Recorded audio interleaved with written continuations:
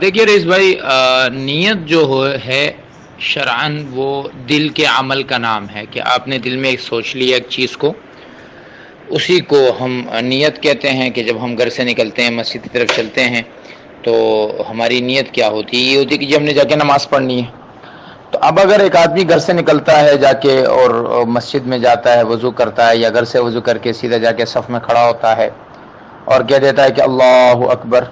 تو اس اللہ اکبر کہنے سے اس کی نماز شروع ہو گئی ہے، اور زبان سے یہ کہنا کہ میں پڑھتا ہوں 4 رکعت پیچھے اس امام کے، وقت میرا ایسا ہے، اس کی کوئی ضرورت نہیں ہے۔ اور ان الفاظ کو ضروری سمجھنا یہ بدعت ہے کہ اگر ایسا نہیں کریں گے تو بھئی ہماری نماز نہیں ہوگی، تو یہ بدعت ہے۔ لیکن اگر ایک آدمی نماز پڑھنے پہنچتا ہے، وضو وغیرہ کرتا ہے، امام بھی کھڑا ہوا، مقتدی بھی کھڑے ہوئے، اقامت ہو رہی ہے، اس دوران اس نے اپنے دل کی نیت کو اپنی زبان کی نیت کو کے ساتھ ملا دیا کہ زبان سے کہہ دیا کہ اللہ یہ عشاء کی 4 رکعت ہے اس امام کے پیچھے میں پڑھتا ہوں، تو ایسا کرنا کوئی حرام یا ناجائز یا بدعت نہیں ہے۔ اس عمل کو، جو عمل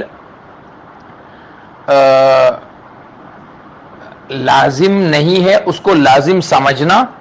اس کے لیے امام کے ساتھ تکبیر تحریمہ کو چھوڑنا، اس کی وجہ سے نماز کی تکبیر پڑھنے میں تاخیر کرنا، وہ تو غلط ہے۔ لیکن اگر ایک آدمی اس اقامت کے دوران اپنی نیت کی تجدید کرتا ہے، جیسے بعض روایت میں آتا ہے کہ اس طرح کی نیتیں ہوتی تھی کہ انی وجہت وجہی للذی فطر السماوات والارض حنیفا وما انا من المشرکین، تو یہ جو الفاظ ہے، اس کو اگر بعض روایت بعض کتابوں میں یہ آتا ہے، تو اگر اس طرح سے کوئی آدمی کرتا ہے صرف اپنی نیت کو تازہ کرنے کے لیے، تو شرعاً اس میں کوئی حرج یا بدعت کی بات نہیں ہے۔